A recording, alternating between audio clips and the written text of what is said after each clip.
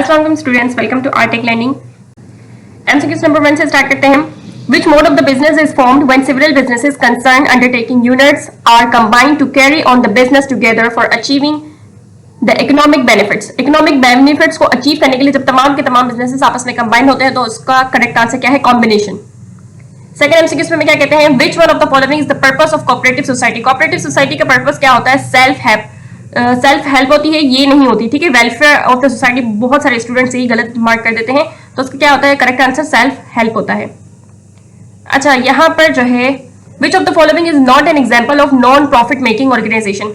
वो कौन सा ऑर्गेनाइजेशन है जो कि प्रॉफिट जनरेट करता है? उसमें सिर्फ पार्टनरशिप आ जाता है, जबकि ये तीन जो आपको ऑप्शन दिए गए हैं ना, ये क्या है? नॉन प्रॉफिट मेकिंग ऑर्गेनाइजेशन है, जबकि हमें यहाँ पर नॉट बोला जा रहा है, यानी कि कौन सा नहीं है, तो यहाँ पर पार्टनरशिप आएगा।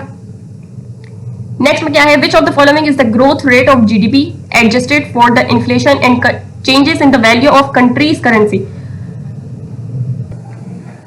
यानी कि इनमें से कौन सा ग्रोथ रेट ऑफ जीडीपी है जो कि मुल्क की महंगाई और उसकी करेंसी में चेंजेस करने के लिए किया जाता है, तो वो उसका रियल मतलब का आंसर है रियल ग्रोथ रेट। उसका करेक्ट आंसर बिल्कुल क्या है? Real growth rate. ये नहीं है, रियल जीडीपी नहीं होगा, इसका रियल ग्रोथ रेट होगा। नेक्स्ट एमसीक्यूज में क्या कहते हैं? Dash meeting is the first meeting after commencement of business. वैसे तो स्टैट्यूटरी मीटिंग भी बोला जाता है क्योंकि फर्स्ट इनिशियल मीटिंग होती है, लेकिन वो ऑप्शन यहाँ पर अवेलेबल नहीं है, तो आपका जो है सेकंड ऑप्शन बिल्कुल 100% करेक्ट है, एनुअल जनरल मीटिंग, ठीक है। When a person provides his services to society on the basis of his specialized knowledge and experience in termed as profession, तो इसका करेक्ट आंसर क्या है? प्रोफेशन। कुछ एमसीक्यूज हैंडआउट्स में नहीं होते हैं, तो वो आपके कॉन्सेप्चुअल होते हैं, ठीक है। उसके बाद हमसे क्या पूछते हैं? Which is the first stage in the formation of joint stock company? पहली स्टेज आपकी प्रमोशन स्टेज होती है, बाकी स्टेजेस में मैंने मेंशन कर दी हैं। दूसरी आपकी इनकॉर्पोरेशन स्टेज होती है, थर्ड आपकी जो है कैपिटल सब्सक्रिप्शन स्टेज होती है, और फोर्थ आपकी जो है कमेंसमेंट सर्टिफिकेट स्टेज होती है, ठीक है।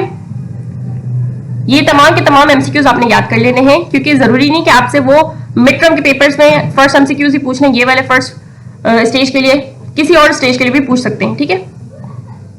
उसके बाद हमसे पूछते हैं कि a market survey is important because it tells you, ये हमें तीनों बातें बताती हैं।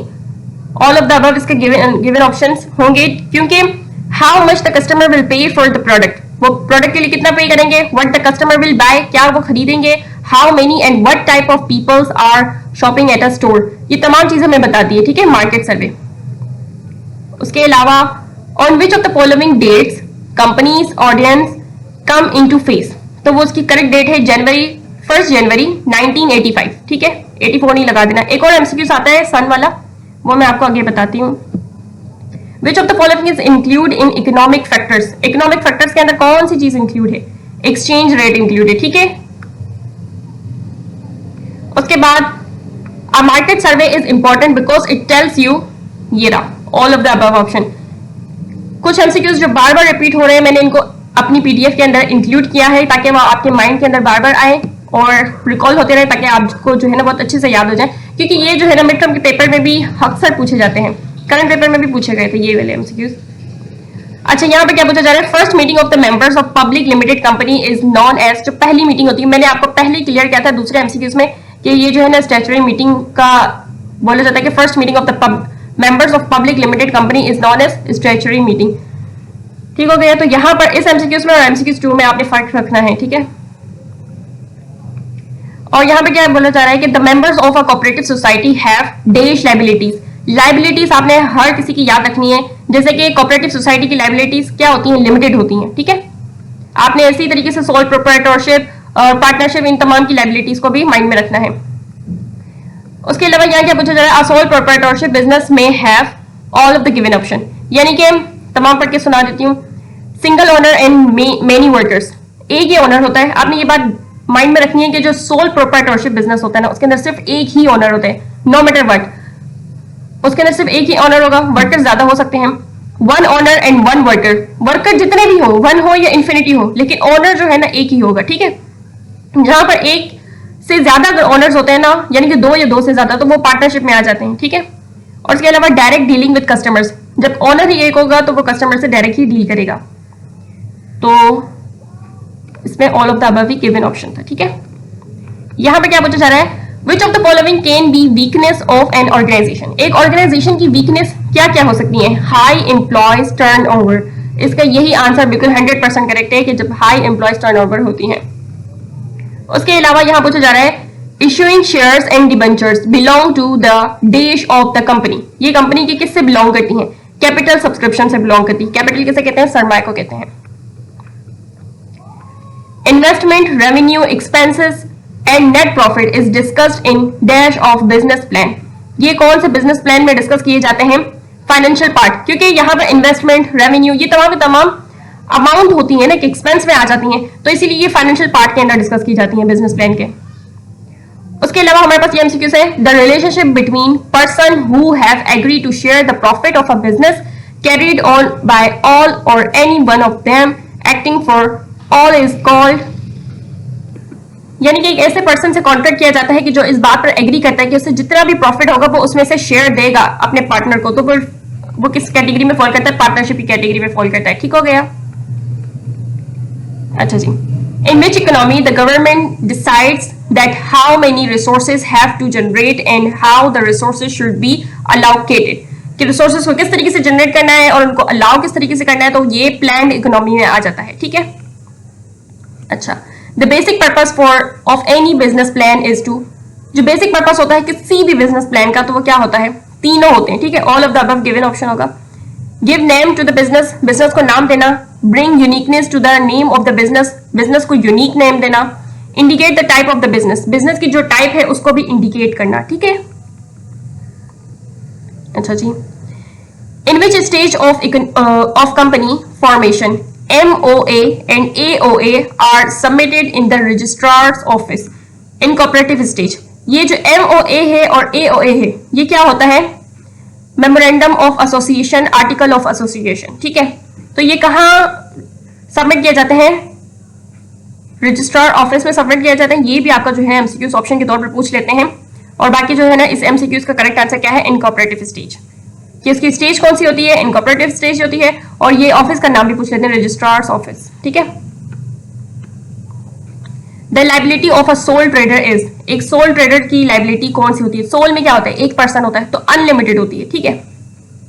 यानी कि अगर फायदा होगा तो भी इसी को ही होगा, अगर नुकसान होगा तो भी इसी को ही होगा। अगर इसको जो है ना कर्ज वगैरह भी देना होगा ना, तो वो अपनी प्रॉपर्टी को ही बेच के देगा, वो किसी और पर बिलोंग नहीं कर सकता, क्योंकि वो अपने शेयर्स भी तो किसी को नहीं देता ना, तो इस वजह से ही उसकी अनलिमिटेड होती है।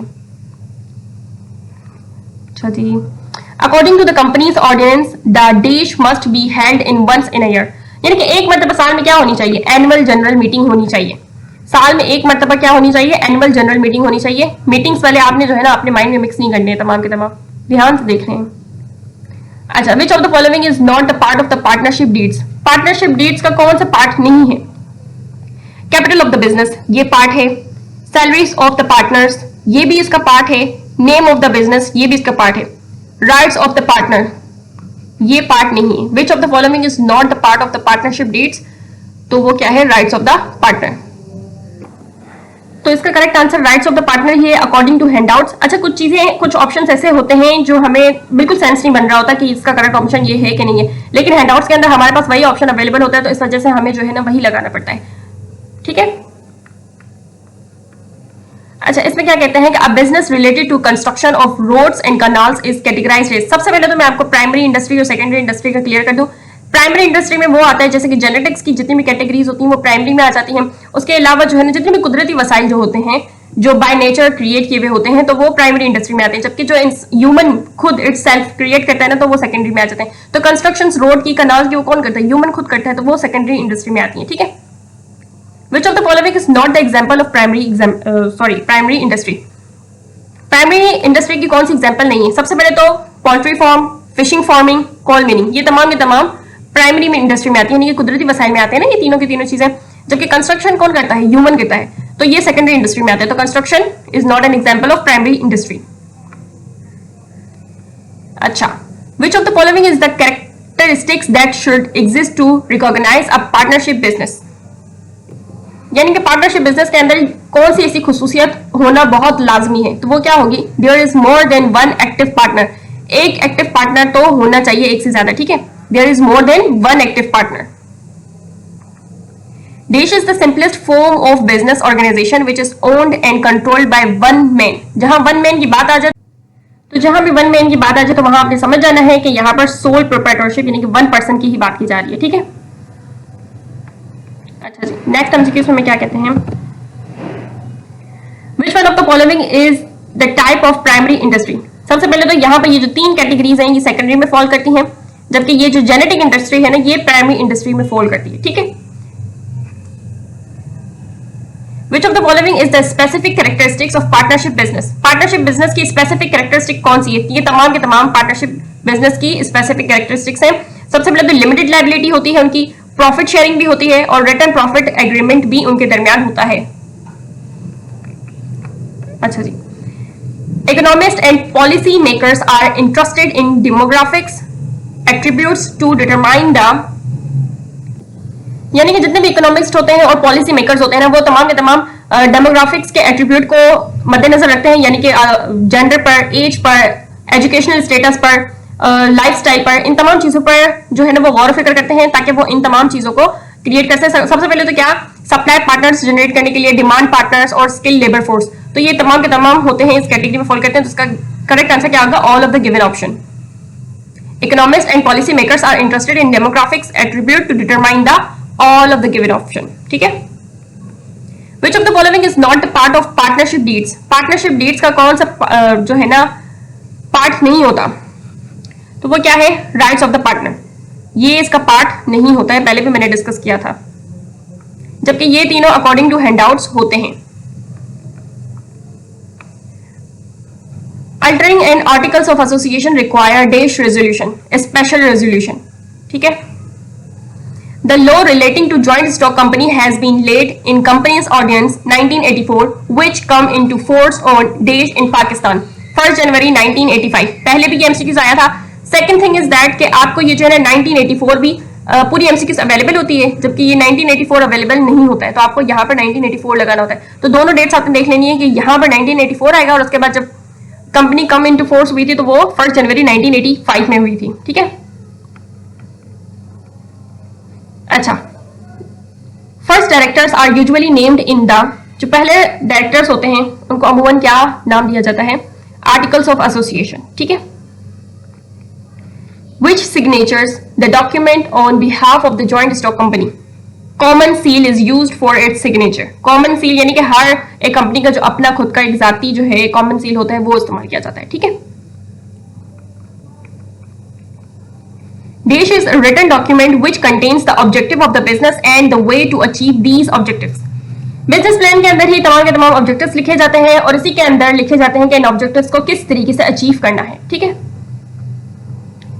Which mode of the business is formed when several businesses concerned undertaking units are combined to carry on the business together for achieving the economic benefit? पहले भी रिपीट हुआ है, इकोनॉमिक बेनिफिट को एक साथ अचीव करने का के लिए कौन सा बिजनेस होता है, तो वो कॉम्बिनेशन होता है, ठीक है।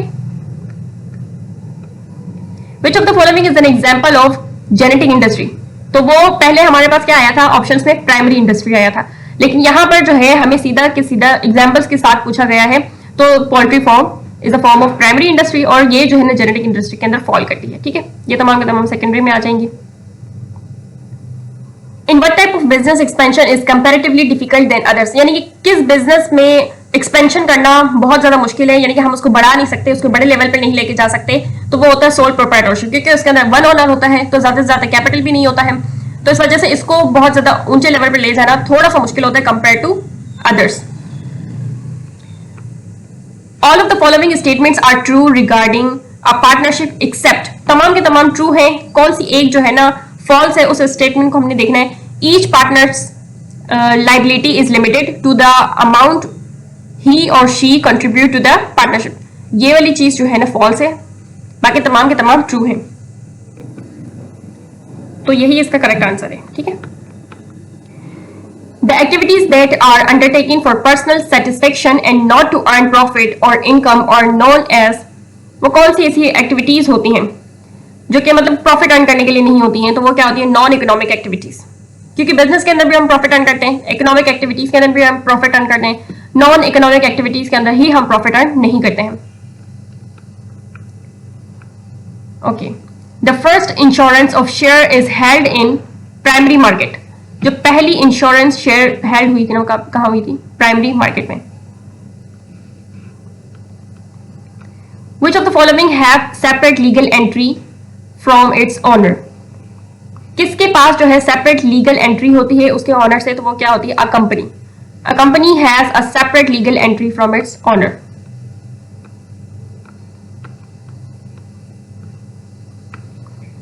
All of the following statements are true regarding partnership except. तमाम के तमाम ट्रू है पार्टनरशिप के लिए, कौन सी ट्रू नहीं है? तो ये दूसरी स्टेटमेंट हमारे पास आ गई है,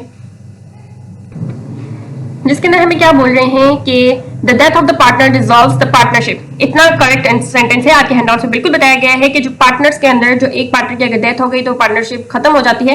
लेकिन यहाँ पर क्या बोला जा रहा है, अगर आपका एक पार्टनर जो है जिसकी डेथ हो गई है तो दूसरा पार्टनर भी आप जो है इंक्लूड कर सकते हैं। And all assets must be liquidated, यानी कि असासों को हम बिल्कुल तो खत्म नहीं कर सकते ना हर चीज को, तो इस वजह से ये इसका बिल्कुल करेक्ट ऑप्शन बन रहा है।